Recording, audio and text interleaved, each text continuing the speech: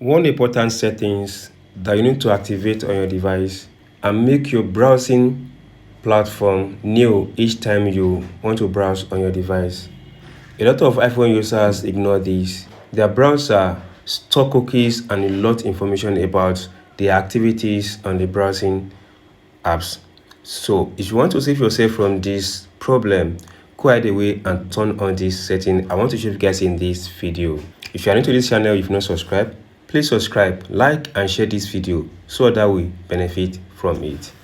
Go to your settings button and tap on it. Then scroll up and tap on the apps. Scroll up until you get to Safari, or you type in Safari in the search section. Tap on it. Now once tap on Safari, locate and tap on this button that says require passcode to unlock private browsing. Tap on this button to toggle it on.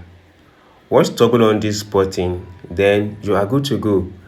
Each time you close your browser and you open it again, it makes your browser look new by taking away all the cookies, all the caches you've used in the previous opening. So if you use an iPhone and this button is not turned on your iPhone, you are not helping the matter.